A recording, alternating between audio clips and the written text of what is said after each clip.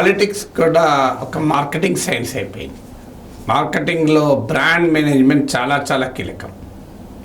ప్రపంచ వ్యాపార సామ్రాజ్యంలో బ్రాండ్లదే రాజ్యం. ఏ బ్రాండ్ పాపులర్ ఉంటే ఆ బ్రాండ్ ఆటోమేటిక్గా హిట్ అవుతుంది. అందుకే బ్రాండ్ మేనేజ్మెంట్ అనేది, బ్రాండ్ ఈక్విటీ అనేది చాలా చాలా కీలకమైపోయింది ఏ బిజినెస్ సక్సెస్కైనా. డిజిటల్ ఏజ్లో బ్రాండ్ మేనేజ్మెంట్ టెక్నిక్స్ ఇంకా పెరిగిపోయాయి. పాలిటిక్స్లో కూడా బ్రాండ్ మేనేజ్మెంట్ ఎంటర్ అయిపోయింది. పొలిటీషియన్లకు కూడా ఆ బ్రాండ్ మేనేజ్మెంట్ టెక్నిక్స్ను ఉపయోగిస్తూ తమ బ్రాండ్ను క్రియేట్ చేయడమే కాకుండా రైవల్ బ్రాండ్స్ను డీబ్రాండ్ చేయడం, రెండు ఏకకాలంలో జరుగుతాయి. ఇప్పుడు దేశంలో బీజేపీ వ్యూహం చూస్తే మోడీ బ్రాండ్ను కేర్ఫుల్గా నర్చర్ చేస్తూ రాహుల్ గాంధీని డీబ్రాండ్ చేశారు. సో ఈ బ్రాండింగ్ అనేది ప్రజలపైన తీవ్రమైన ప్రభావాలు చూపుతూ వచ్చాయి. మోడీ బ్రాండ్లో ప్రత్యేకత ఏంటంటే మోడీ తన చుట్టూ ఒక పాజిటివ్ ఇమేజ్ను బిల్డ్ చేసుకుంటూనే ప్రతిపక్షాలు అటాక్ చేసినప్పుడల్లా దానిని తనకు అనుకూలంగా మార్చుకున్నారు. ఇంట్రెస్టింగ్ ఏంటంటే Newton third law of motion అంటారు.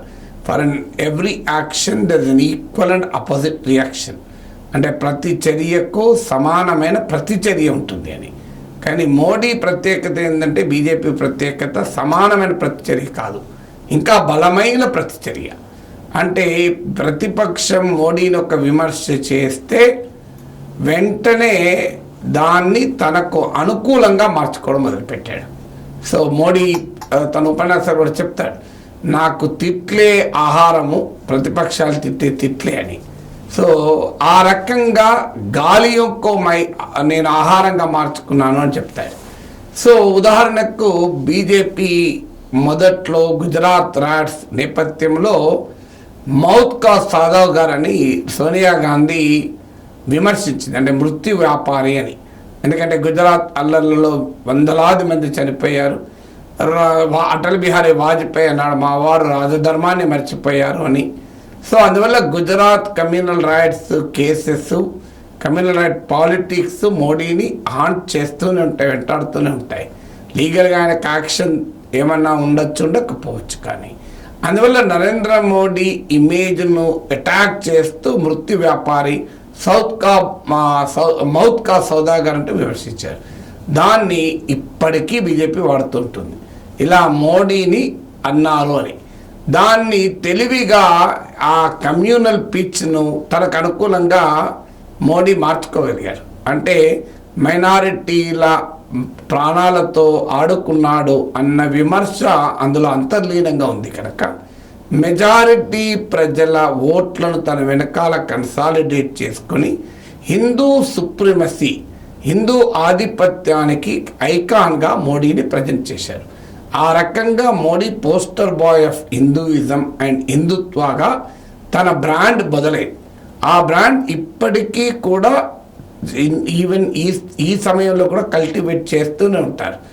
రామ మందిర నిర్మాణం సమయంలో చూసాం, మోడీయే స్వయంగా వెళ్ళి పుణ్యతీర్థాల నీరు తీసుకొచ్చిన ఇమేజెస్, ఒక్కడే నడుచుకుంటూ సముద్రం తీరం నుంచి రావడము, పుణ్య నదులన్నిట్లలో వెళ్ళడము. సో నా రామ మందిరానికి ఉపవాసం ఉండి ప్రాణప్రతిష్ఠలో పాల్గొనడము, అమెరికా వెళ్ళిన అమెరికా అధ్యక్షుడు ఇచ్చిన బ్యాంక్వెట్లో కూడా నిమ్మరసం తాగి నవరాత్ర ఉపన్యాసాలు చేయడము, నేపాల్ వెళ్తే పశుపతినాథ్ టెంపుల్లోకి వెళ్ళి కాషాయ వస్త్రాలు, రుద్రాక్షమాలను ధరించి బయటికి రావడము, ఎన్నికల సమయంలో గుహలోకి వెళ్ళి తపస్సు, వన్డే మెడిటేషన్లో ఉండడము, ఇలా అనేక రూపాల్లో ఇప్పటికీ కూడా హిందూయిజం, హిందుత్వకు ఒక ఐకాన్గా మోడీని ప్రజెంట్ చేస్తూనే ఉన్నారు. ప్రతిపక్షాలు ఆయన పైన చేసిన మౌత్ కా సౌదాగర్ లాంటి విమర్శల్ని ఈ హిందుత్వ కల్ట్ ఇమేజ్ను, ఐకాన్ ఇమేజ్ను మోడీకి డెవలప్ చేస్తానికి వాడారు. ఆ దశ దాటిన తర్వాత గుజరాత్ ముఖ్యమంత్రిగా 3 టర్మ్స్ ఉండడము, గుజరాత్ ఒక డెవలప్డ్ స్టేట్ కావడము, ఇండస్ట్రియలైజ్ స్టేట్ కావడం వల్ల దాని నుంచి డెవలప్మెంట్ చీఫ్ మినిస్టర్గా, అంటే Gujarat model of development chief మినిస్టర్గా ప్రొజెక్ట్ చేశారు.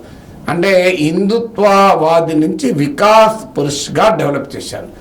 ఈ వికాస్ పురుష్ ఇమేజ్ అనేది 2014లో వాడుకోవడం మొదలైతే ఇప్పటికీ కూడా దాన్ని మోడీ ఉపయోగించుకుంటూనే, బీజేపీ మోడీ ఉపయోగించుకుంటూనే ఉన్నారు.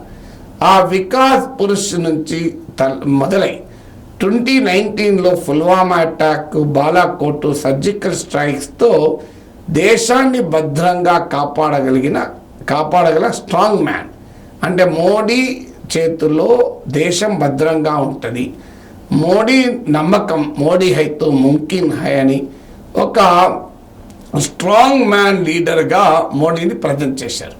దాంతోపాటు ఒక కామన్ మ్యాన్ పట్ల కన్సర్న్ ఉన్నటువంటి నాయకుడిగా తన వెల్ఫేర్ స్కీమ్స్ ద్వారా ప్రజెంట్ చేశారు, తన నేపథ్యం ద్వారా కూడా ప్రజెంట్ చేశారు. సో చాయ్ వాలా అనే మణిశంకర్ అయ్యర్ అన్నదాన్ని చాలా పవర్ఫుల్గా చాయ్ పర్ చర్చగా మోడీ మార్చేశారు. అందుకే నేను ఇంతకుముందు చెప్పింది న్యూటన్ లాస్ అని. సో కాంగ్రెస్ పార్టీ మౌత్ కా సౌదాగర్ అంటే మోడీ హిందుత్వ ఐకాన్గా ప్రజెంట్ చేయడంలో బీజేపీ ఉపయోగించుకుంది. కాంగ్రెస్ పార్టీ నాయకుడు చాయ్ వాలా అంటే చాయ్ పర్ చర్చ అని చెప్పి దేశమంతటా ఒక పెద్ద ఉద్యమంలాగా నడిపారు. ఇప్పుడు దాన్ని కాఫీపై చర్చకు, టిఫిన్ బైఠక్లకు కూడా ఎక్స్పాండ్ చేశారు. తర్వాత చౌకీదార్ చోర్ హై అని రాఫెల్ యుద్ధ విమానాల కొనుగోలు పైన రాహుల్ గాంధీ అటాక్ చేశారు.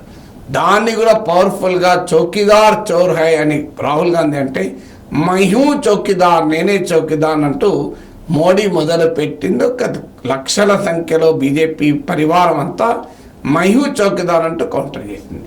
అలా మోడీని ఏ అటాక్ చేసినా దాన్ని రివర్స్లో తనకు అనుకూలంగా మార్చుకోవడం అనేది మోడీ బీజేపీ బ్రాండ్ మేనేజ్మెంట్లో చాలా కీలకం. పైగా రాహుల్ గాంధీని డీ బ్రాండ్ చేయడం కూడా అదే సమయంలో సైమల్టేనియస్గా చేస్తూ వచ్చారు. ఎందుకంటే బీజేపీకి తెలుసు ఎంతమంది ప్రాంతీయ నేతలున్నా అల్టిమేట్గా తనకు ప్రత్యర్థి కాంగ్రెస్ పార్టీ అని, ఆ పార్టీ నాయకుడు రాహుల్ గాంధీ అని బీజేపీకి తెలుసు, మోడీకి తెలుసు. ఎందుకంటే దేశంలో 200 సీట్లలో బీజేపీకి ప్రత్యక్షంగా పోటీ కాంగ్రెస్తోనే. అందుకే మొదటి నుంచి కూడా రాహుల్ గాంధీని డీబ్రాండ్ చేయడం పైన బీజేపీ ఇకో సిస్టమ్ అంతా పనిచేసింది. రాహుల్ గాంధీ ఇమేజ్ను పెంచడానికి కాంగ్రెస్ ఒక పని చేస్తే వెంటనే రాహుల్ గాంధీ ఇమేజ్ను తగ్గించడానికి బీజేపీ పరివారము, ట్రోల్ ఆర్మీ 3 పనులు చేశారు. అలా రాహుల్ గాంధీని మొదలు పప్పు అనే ఇమేజ్తో పెద్ద ఎత్తున ప్రజెంట్ చేశారు. తర్వాత ఎంటైటిల్మెంట్ అంటే వారసుడు, యువరాజ్, ఇప్పటికీ కూడా మోడీ అంటాడు. అంటే తానేమో చాయ్ వాలా, రాహుల్ గాంధీ ఏమో యువరాజు. తానేమో కామన్ మ్యాన్, రాహుల్ గాంధీ ఏమో ఒక ప్రివిలేజ్డ్ బ్యాక్గ్రౌండ్ నుంచి వచ్చాడు. ఈ కంపారిజన్ బీజేపీకి బ్రాండ్ మేనేజ్మెంట్లో కీలకం. అంటే అటు మోడీ బ్రాండ్ పెంచడానికి, ఇటు రాహుల్ని డీ బ్రాండ్ చేయడానికి కూడా చాలా ఎఫెక్టివ్గా ఉపయోగించుకున్నారు. అందుకే రాహుల్ గాంధీ సూట్ బూట్ కా సర్కార్ అంటూ ఎంత అటాక్ చేసినా అంబానీ, అదానీ, ఇద్దరు గుజరాతీ రాజకీయ నాయకులు, 2 గుజరాతీ వ్యాపార మిత్రులు, ఇలా ఎన్ని చెప్పినా కూడా మోడీ నేపథ్యమేమో కామన్ మ్యాన్ నేపథ్యం, రాహుల్ గాంధీ నేపథ్యమేమో born with silver spoon in his mouth, సంపన్న కుటుంబంలో ఒక ప్రివిలేజ్డ్ ఫ్యామిలీలో పుట్టాడు. సో ఈ కాంట్రాస్ట్ కాస్త కాంగ్రెస్ స్లోగన్ సక్సెస్ కాకపోవడానికి కారణమే. ఆ రాహుల్ గాంధీ ప్లేస్లో మల్లికార్జున్ ఖర్గే నినాదం ఇస్తే సక్సెస్ అయ్యేదేమో, కానీ రాహుల్ గాంధీ ఇచ్చే వరకు జనాల్లో అది సింక్ కాలేకపోయింది. సో ఆ రకంగా డీ బ్రాండ్ చేస్తూ వెళ్ళారు. భారత్ జోడో యాత్ర తర్వాత కొంత రాహుల్ గాంధీ డీపప్పోయిజేషన్ అంటే పప్పు ఇమేజ్ నుంచి బయటపడే ప్రయత్నము, ఇటీవల కాలంలో రాహుల్ గాంధీ తన బ్రాండ్ ఇంప్రూవ్ చేసుకునే ప్రయత్నం చేస్తున్నాడు. అందువల్ల దాని ప్రభావం కూడా కనబడుతుంది. బట్ స్టిల్ బ్రాండ్ మోడీతో పోలిస్తే బ్రాండ్ రాహుల్ చాలా వెనకబడినారు. ఎందుకంటే బ్రాండ్ మోడీ ఏమో మోడీ ఇమేజ్ను కన్సిస్టెంట్గా పెంచడమే కాదు, ప్రత్యర్థి రాహుల్ను డీ బ్రాండ్ చేస్తూ వచ్చారు. కాంగ్రెస్ ఏమో రాహుల్ గాంధీ బ్రాండ్ కాపాడుకోవడంలో బిజీ ఉండాల్సి వచ్చింది. మోడీ బ్రాండ్ అటాక్ చేసే ప్రయత్నం చేసినప్పుడల్లా బీజేపీ దాన్ని తనకు అనుకూలంగా ఉపయోగించుకునే ప్రయత్నం చేసింది. అందువల్ల బ్రాండ్ మోడీ, బ్రాండ్ రాహుల్ గాంధీ ఎవల్యూషన్లో మనకు క్లియర్గా Newton's 3rd law of motion కనబడుతుంది.